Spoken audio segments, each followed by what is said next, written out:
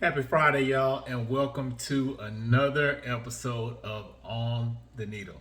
I'm really excited about this one, and I've been doing these videos now for about a year or so. So every Friday when I do these, I have to go back and look to see what I've done because I have so many albums, and I don't ever want to double up on an artist if I can keep from it.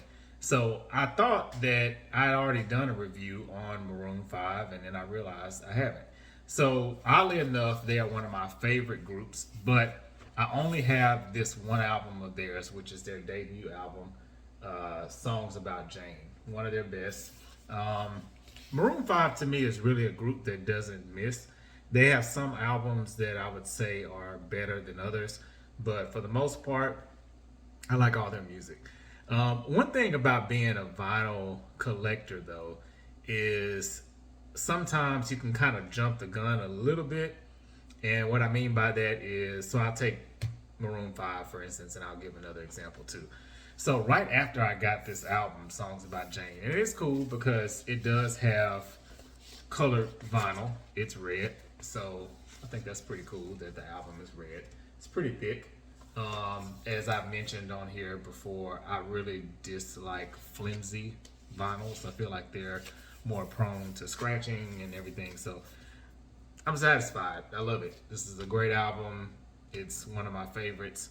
But I noticed that they had a box set that came out after I bought this. And the box set had everything up until I think it was the album they did with "Girls Like You," the song with Cardi B.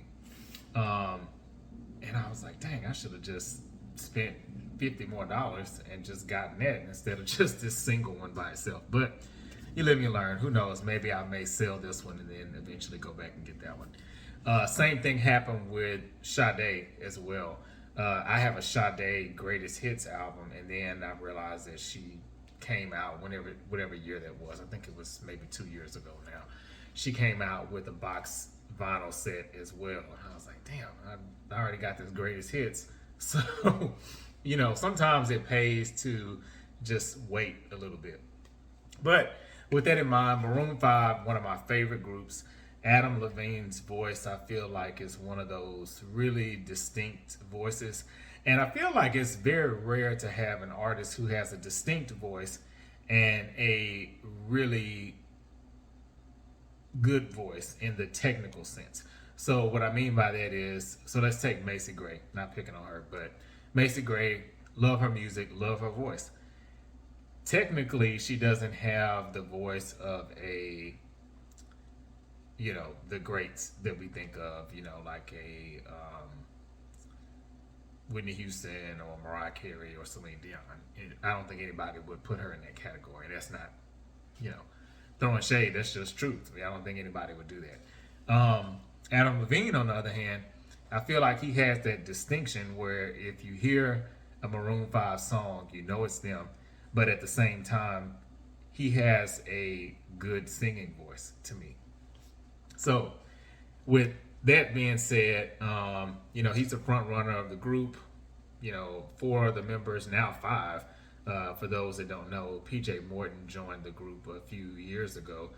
He's been a mainstay in the group. I've seen Maroon 5 in concert twice. The first time I saw them was before he joined the group, and then I saw them after he joined the group. Now, one thing I'm waiting on is, and I feel like I'm derailing, I need to talk about this album too, but I'm waiting on Maroon 5 to allow PJ Morton to contribute vocally to the group, because I would love to hear how his voice meshes with Adam Levine's, but that's just me. But getting to the topic at hand here, Songs About Jane. The first time I heard Maroon 5, the first song I heard was This Love. And what I really like about it, and I think Maroon 5 does so well, they teeter the line between edgy rock and cheesy pop a little bit. They'll never be a Backstreet Boys, but they're not quite even a Red Hot Chili Peppers, the edge that they have. So I feel like they play this really nice balance. And when I heard This Love, I was like, okay, that song kind of jams. It's all right. Then I heard Sunday Morning. Love that song. I mean, to this day, there are certain songs that come on where if I'm around somebody, you just got to be quiet. I call them be quiet songs.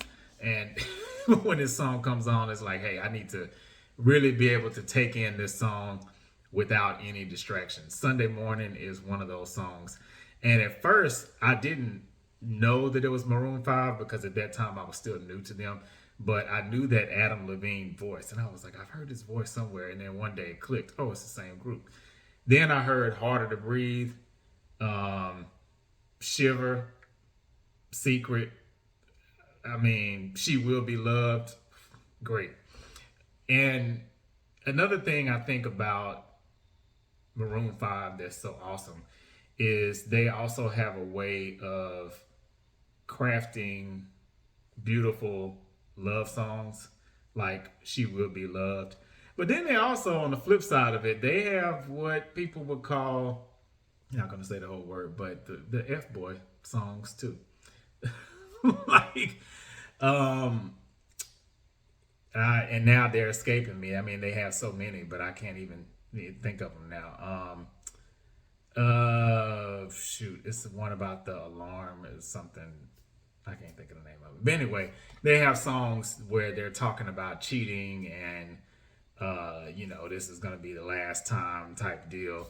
And you can't always catch it in the beginning because I know I've heard some of their songs and I have to listen to it 2 or 3 times and then look at the lyrics. Wake Up Call, that's the one I was thinking about. And then when you read the lyrics, it's like, oh, wait, this isn't a good thing that they're talking about here. So love that about them. Lyrically, just really dope. Vocally, yeah, I mean, there's really nothing bad I can say about Maroon 5. Now, what I will say is I'm very curious I don't really like getting into the gossip of artists and things like that on this channel. But I will say, with the recent things that came out about Adam Levine and some of the messages and things, I guess, that were found that he shared with another lady who is not his wife. It's going to be interesting to see what type of music is birthed from that because the next album is going to be fire. I already know it. But let me know what you think about songs about Jane. At this point, Maroon 5 is really a veteran group. They've been out for, a long time. Songs about Jane came out, I don't know, because I know y'all can come for me in the comments if I say the wrong year. So I'm trying to look on here and see when this album came out. I don't know. I'm giving an estimate here. I'm guessing 2005. I feel like Maroon 5 has been out a solid 15 to 20 years. I feel like that's fair. But can't remember for sure exactly. But this is their first album, one of their best albums, in my opinion. And just let me know what you think of it. Just weigh in the comments, and don't forget to like and subscribe as well. Also, as I've mentioned here several times before, I do have a podcast too that is called the Water Bearer Podcast. It is Aquarius centered, but it is not Aquarius exclusive, meaning that I have discussions with all of the zodiac signs. So make sure you check out this week's episode and check out next week's episode too, and any of the ones that you may have missed.